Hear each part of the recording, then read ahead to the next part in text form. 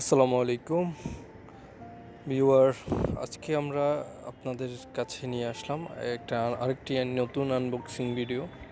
আউলা F2058 এই কিবোর্ডটি লো প্রাইজের মধ্যে খুবই ভালো একটি কিবোর্ড, অসাধারণ গেমিং কিবোর্ড, মাইন্ড ব্লোয়িং একটি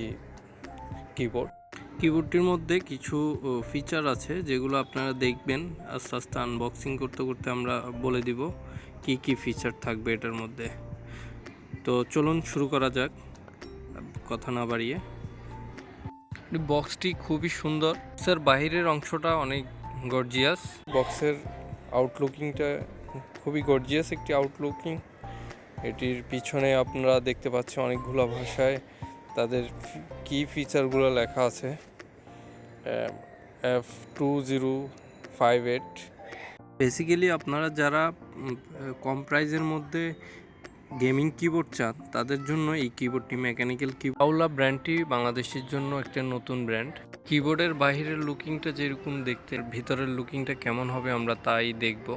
মডেলটি আরেকবার বলে দিই, WIND F2058। বক্সের উপরে একটি সুন্দর লোগো দেওয়া আছে তাদের। দেরি না করে আমরা ভিতরে কি আছে তা দেখব। ওপেন করা শুরু করে দেই।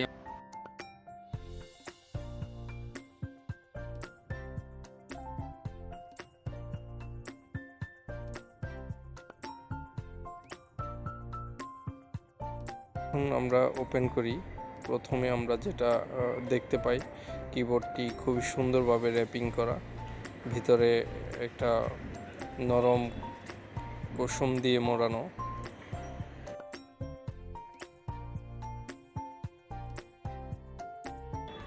উপরের সাইডটা মেটাল বডি দিয়ে, আর পিছনের সাইডটা হচ্ছে প্লাস্টিক ফাইবার বডি। সুইচগুলো দেখুন, সুইচগুলো কত সুন্দর মোলায়েম।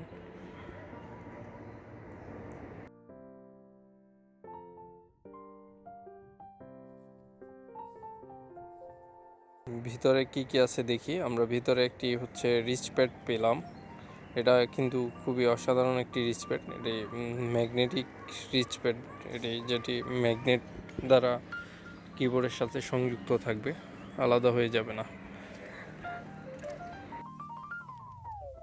এরপর আমরা পেলাম একটি ইউজার ম্যানুয়াল।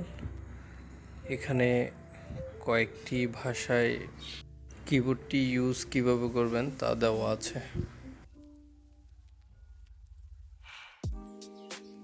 এরপর যা পেলাম তা হলো একটি কি রিমুভার। যদি কিগুলো কাস্টমাইজ করতে হয়, এই রিমুভার দিয়ে আপনি খুব সহজে কিগুলো কাস্টমাইজ করতে পারবেন। রিচ প্যাডটা ম্যাগনেটিক, যেহেতু ম্যাগনেটের দ্বারা এটা যুক্ত হবে।